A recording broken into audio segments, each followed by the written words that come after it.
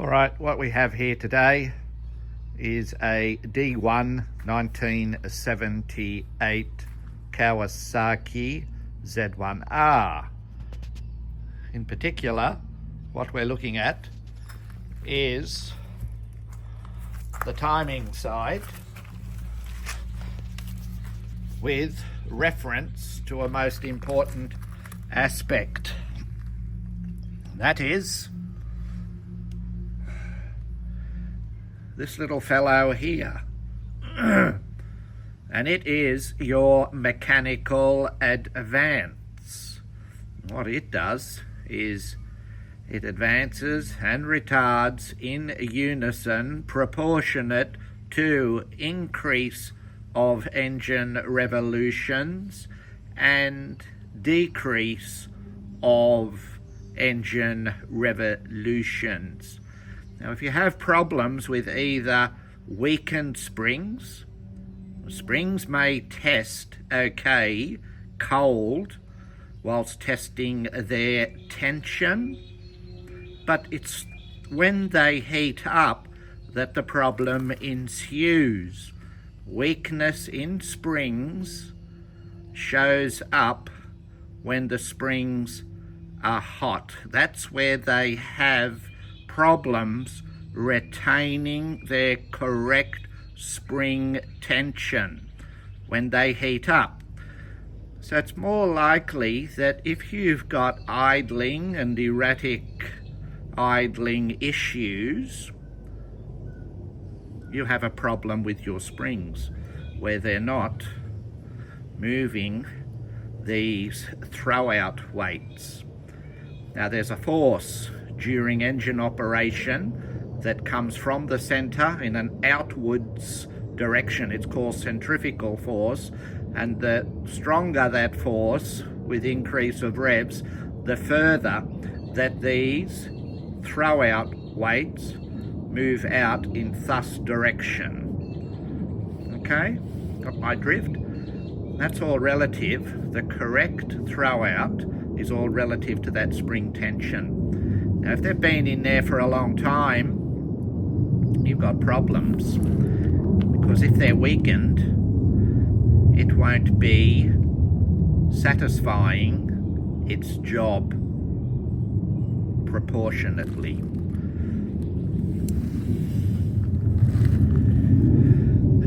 So let's move on from weakened springs.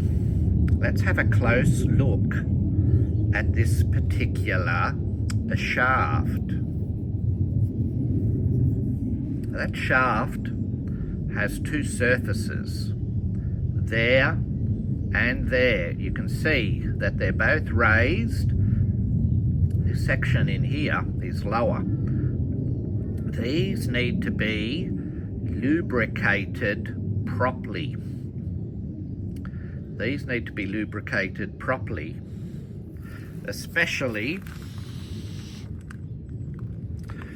with the dyna electronic ignition module pickups, if you like, which is this fellow here. You can see the pickup there. It allows a trigger, if you like, for the 2 and 3 and 1 in 4 spark plugs to fire.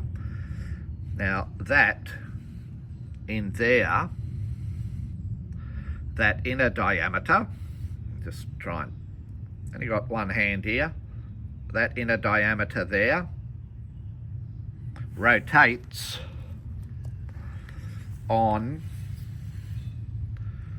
those two surfaces there on the mechanical advance. So it's most important that they have lubrication.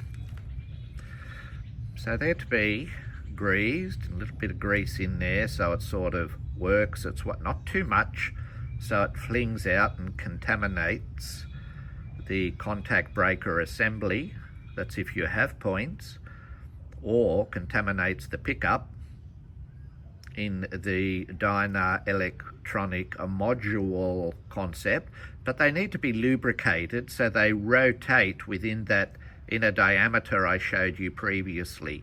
So this here is a point of lubrication. There, a bit of supply there to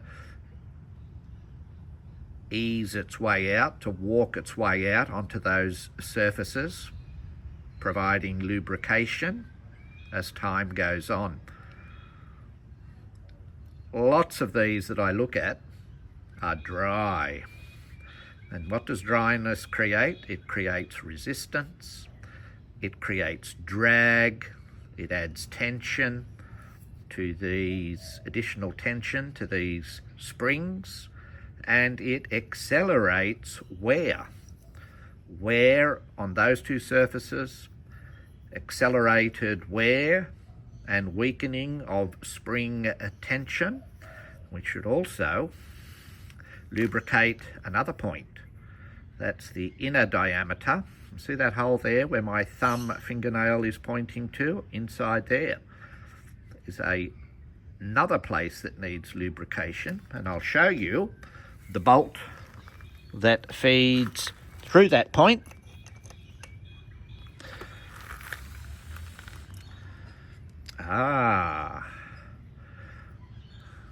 There's the securing bolt. And isn't it odd, you might ask, that it has a raised edge here? That's where your mechanical advance rotates on. That too needs to be lubricated from there to there, not too much, so as it flings out and contaminates the whole show, but it needs to be lubricated with a grease of sorts. Okay, wheel bearing grease will do fine. That will adhere there and provide you with a nice film that assists in its rotational design. The component that slides on there rotates upon it. So it all assists. All these lubrication points come together to facilitate a good proportionate function relative to increased engine revs and decreased engine revs. They assist greatly. This lubrication assists those springs and throw out weights because it all works in unison. Okay, it doesn't end there. Let's move it on. Over here is the throw-out weights, okay? Now, as you can see, there's a pillar there that these weights are attached to. They're attached by what's known as an E-clip. Circlip, correct name is an E-clip. So you remove that E-clip. There's a very fine washer underneath that E-clip that you must ensure goes back on, because it's all to do with retainment and correct spacing. And in there, that pillar that the throw-out weight is attached to on both sides, it needs to be lubricated too, so they throw out. So all these lubrication points for the mechanical advance come together to provide you with correct advance and retard ignition timing. If they're not lubricated and they're creating resistance in combination with weakened spring tension, you can set your ignition timing till kingdom come, and it won't be successful until all these other factors come into play and are synchronized, working together to provide you with a very efficient ignition timing process. I hope that makes sense. Take care and all the best. Now the next step is, once you have the mechanical advance, to remove these little springs, the mechanical advance throw out spring, to remove those, I highly suggest that the throw out weight, which is that one there, is removed from its pillar.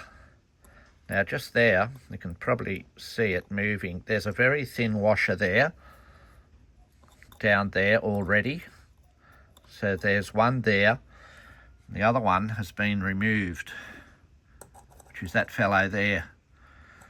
So there's one that goes on the bottom before the throw out weight is placed, and another very, very thin goes on top. They're both thin, the bottom one and the top one. So there's 1 and 2 before the circlip goes on. That's to provide the correct spacing. It also minimises wear by locating that particular throw out weight evenly and truly, locating it centrally on that shaft. Right, now that here, another depth of field problem, that shaft there has to be lubricated. Okay, you've got to lubricate that because these here can rust up, seize up, loading up the spring and preventing that from throwing out due to centrifugal force from the center evenly and proportionately. All right, so all those points must come together. Now, don't try and remove these springs attached. Here's one that's attached. I haven't removed that as yet. Don't try and remove them while that arm's on situ, because you risk stretching or bending that spring, rendering it useless and preventing it from doing the job I just described. Now, when you remove these very, very small E-clips, you're going to have to cup your hand over it while you've got, I use jeweler's screwdrivers. That little point there, that small screwdriver, fits in to the back of the E-clip in that position there. Then you just turn it, rotate it, whilst cupping your hand over it to prevent it from flying out into oblivion, where you'll be searching until kingdom come to find it. Okay, all the best now. So in effect, what I'm doing is, I'm not replacing the whole mechanical advance, I'm replacing the springs. Now, the springs are available in the UK through Z1R. They're also available in Australia through Z1 Spares in Tasmania. There's a very helpful fellow there by the name of Matt. You can actually ring up, use the phone and ask questions. And of course, email is available, but very personalised service through Z1 Spares in Tassie. So make sure these throw-out weights go back onto the shaft from whence, after you lubricate them, the throw-out weights go back onto the shaft that you removed them from. All right, that's where they sit comfortably. That's where they've bedded themselves in over the years. So they're going to work a lot more freely with less resistance going back onto the shaft they were removed from. Can't emphasize that enough. Can't stress that enough. Put them back where they belong, where they came from.